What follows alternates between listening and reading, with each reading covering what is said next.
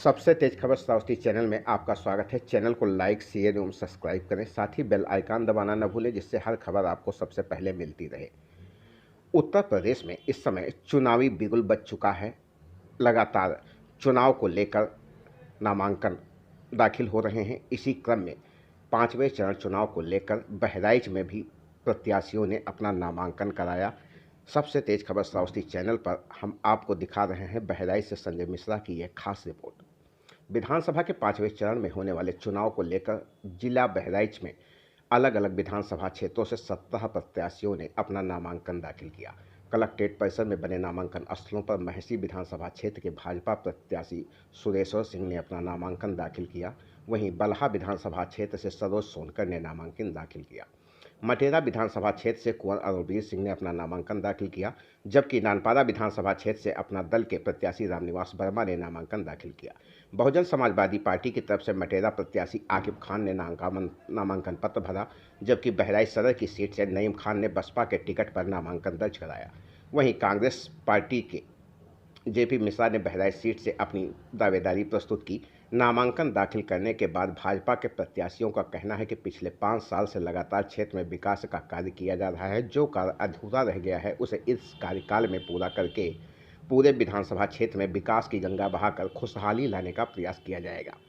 वहीं अन्य विपक्षी पार्टियों से नामांकन करने पहुंचे बसपा एवं कांग्रेस के प्रत्याशियों ने भाजपा की कार्यशैली पर गंभीर आरोप लगाते हुए कहा कि पिछले 5 सालों के दौरान क्षेत्र में कोई भी विकास कार्य नहीं हुआ, जिसकी वजह से जनता बदलाव चाहती हो। निश्चित रूप से इस बार विधानसभा क्षेत्रों में गैर भाजपा प्रत्याशी जीतकर क्षेत्र का विकास करेंगे। बहराइच जनपद की ये तस्वीरें आप अपनी स्क्रीन पर देख पा रहे हैं, जहां पर अलग अलग पार्टियों से प्रत्याशियों ने पहुंचकर अपना नामांकन पत्र भरा। इस दौरान समर्थकों ने जमकर नारेबाजी भी की।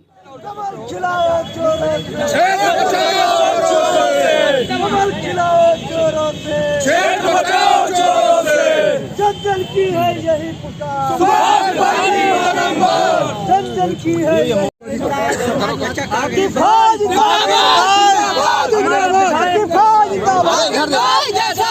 अरे 1 मिनट बोल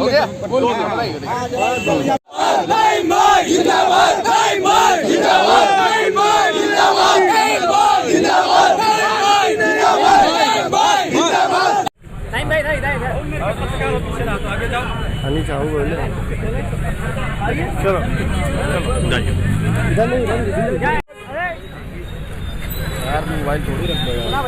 नानपारा की जय होगी, विजय होगी।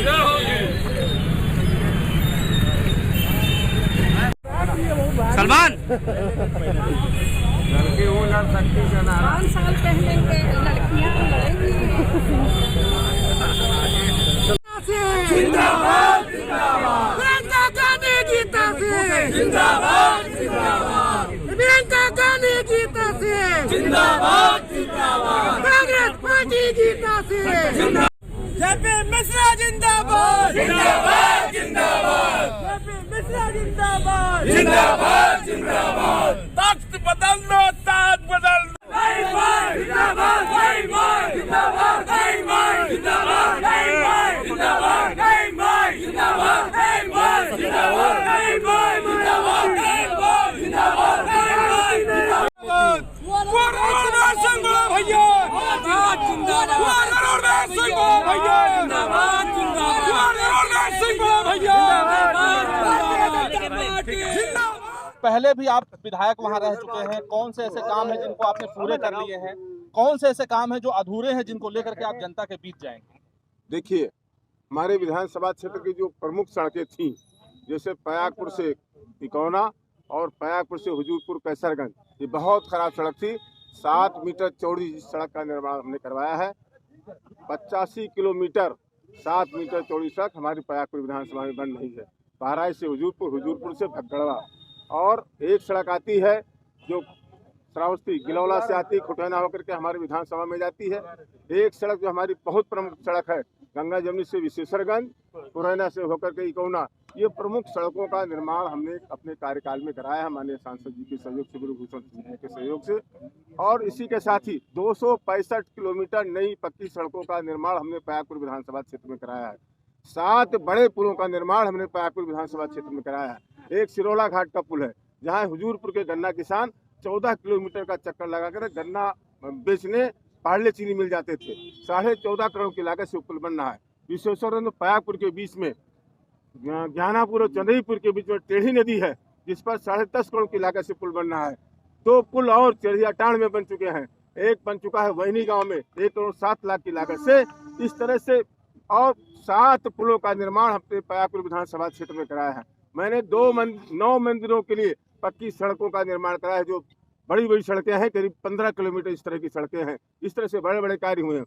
हमारे यहाँ विद्युत उपकेंद्र का निर्माण हुआ है 3.5 करोड़ की लागत से, जिसका उद्घाटन मैंने 3 माह पहले किया है। एक हमारे यहाँ गांव है सेमरा, जहां 8 करोड़ की लागत से सामुदायिक स्वास्थ्य केंद्र का निर्माण हो रहा है। एक गांव है देवरिया, शेखापुर देवरिया है, जहां 8 करोड़ की लागत से फायर स्टेशन का निर्माण हो रहा है। कोट बाजार पयागपुर में एक डाइट विद्यालय है, जहां डीएलएड का प्रशिक्षण हमारे बच्चे लेते हैं। वहां 4 करोड़ 21 लाख रुपया स्वीकृत हुआ है, जहां बच्चों के लिए हॉस्टल का निर्माण होने जा रहा है। पयागपुर बहुत दिनों से मांग थी कि पयागपुर को नगर पंचायत का दर्जा दिया जाए। पयागपुर को नगर पंचायत का दर्जा दे दिया गया है और वहाँ तमाम तरह की सुविधाएं 1616 नए आवास आ गए हैं। और इस तरह से किसान सम्मान निधि में 96,000 किसानों को 6,000 रुपये साल हमारे विधानसभा क्षेत्र में लोगों को मिल रहे हैं। जब हमारी सरकार 2017 में बनी, उस समय 16,000 किसानों के कर्जे माफ हुए, 106 करोड़ कर्जा माफ हुआ। किसान सम्मान निधि 9 किस्तों में अब तक 141 करोड़ किसानों को दी जा चुकी है। विद्युत आपूर्ति 18 घंटे हमारे विधानसभा क्षेत्र में हो रही है। हमारी सरकार की घोषणा है, आज चुनाव होने दीजिए, 24 घंटे बिजली हमारे गांव में पहुंचेगी। दोबारा क्या सोच करके आप मैदान में उतरी हैं? कौन से ऐसे मुद्दे हैं जो बलहा में अधूरे रह गए हैं, जिसको पूरा करने का इरादा है? पहली बात तो आपको बता दूं कि मैं उपचुनाव जीती थी। उपचुनाव के बाद ही कोरोना आ गया था। उसके बाद भी मैं निरंतर क्षेत्र में बनी रही और मैंने विकास किया। हमारे भारतीय जनता पार्टी ने महिलाओं को सम्मान दिया, बेटियों को सम्मान दिया, बुजुर्गों को सम्मान दिया, बच्चों को सम्मान दिया। नौकरियां हमारे टाइम में नौकरियां भी बहुत आई और बहुत ऐसे थे कि सोच हमारी ईमानदार है, काम हमारा दमदार है। आगे भी, क्योंकि 70 सालों से विकास हुआ ही नहीं था। अब हमारी 2017 में जब यूपी में सरकार आई 24 साल के बाद, उसके बाद आप निरंतर देख रहे हैं कि विकास के क्षेत्र में हम आगे जा रहे हैं। उत्तर प्रदेश उत्तम प्रदेश बन गया। इससे पहले अगर कोई यूपी के बाहर जाता था तो उससे पूछा जाता था कि आप कहाँ से आए हो, तो यूपी वाले भैया कह के बुलाया जाता था। गुंडों का, दंगों का प्रदेश कहा जाता था। लेकिन जब से उत्तर प्रदेश में भाजपा की सरकार बनी और तब से ये उत्तम प्रदेश बना। अभी हाल ही में मैं नवरात्रों में राजस्थान दर्शन करने गई थी। जब वहाँ के लोगों ने सुना कि मैं भारतीय जनता पार्टी की विधानसभा की एक सदस्य हूँ, उन्होंने मेरी रैली निकालने के लिए अनुरोध किया। लेकिन मैंने कहा नहीं, अभी रैली मत निकालिएगा, अगली बार जब हम सरकार बना के आएंगे फिर दर्शन करने आएंगे। ये दूसरे स्टेटों में हमारी इतनी बाहुलता है, इतना लोग हम लोगों को पसंद करते हैं, हमारे योगी जी को पसंद करते हैं, हमारे मोदी जी को पसंद करते हैं, भारतीय जनता पार्टी की सरकार को पसंद करते हैं। कौन से ऐसे मुद्दे हैं जिनको लेकर के आप जनता के बीच में जा रहे हैं? सामने आप देखिएगा। और सबसे बड़ी बात यह है कि क्या आपको लगता है कि इस बार किस तरीके से कितने मार्जिन से आप वहाँ चुनाव जीतेंगे? हम विकास का मुद्दा लेकर जा रहे हैं और हमारा ख्याल है 50,000 से ऊपर मतों से हम जीतेंगे। कौन से ऐसे मुद्दे हैं जो जमीनी मुद्दे हैं, जो जनता को जरूरत वाले मुद्दे हैं? वहाँ पर सड़कें नहीं, रोड नहीं, बिल्कुल नहीं। आप लोग भी चुनाव में दौरा करेंगे तो आप देखिएगा, मेन रोड के अलावा अंदर कहीं रास्ते नहीं। विधायक बने तो क्या संकल्प पूरा करेंगे उस क्षेत्र में? आप विकास करेंगे, रोड बनाएंगे, जनता की सारी इच्छाओं को पूरा करेंगे। स्वास्थ्य और शिक्षा पर क्या कहना है आपका? स्वास्थ्य शिक्षा अच्छा है, इसको और बेहतर करेंगे। 5 साल में उत्तर प्रदेश में योगी आदित्यनाथ जी ने, आदरणीय मोदी जी ने जो काम किए हैं गरीबों के हित में, समाज के लिए काम किए हैं। कोरोना काल में उत्तर प्रदेश दुनिया का नंबर 1 प्रदेश रहा है, पूरी दुनिया ने सराहना की है। उसके बाद में उत्तर प्रदेश के 15 करोड़ लोगों को और देश के 80 करोड़ लोगों को पहले चरण में 8 महीने तक फ्री में राशन, दूसरे चरण में 7 महीने तक फ्री में राशन और तीसरे चरण में दिवाली से लेकर के होली तक के फ्री में राशन तो दिया ही दिया। उसके अतिरिक्त रिफाइंड तेल है, नमक है, चना है, दाल है। अंत्योदय कार्ड धारकों को शक्कर भी दी जा रही है। और आपके जनपद में पहली डोज 100% पूरी हो गई है, 100% पूरी हो गई है जनपद बहराइच में।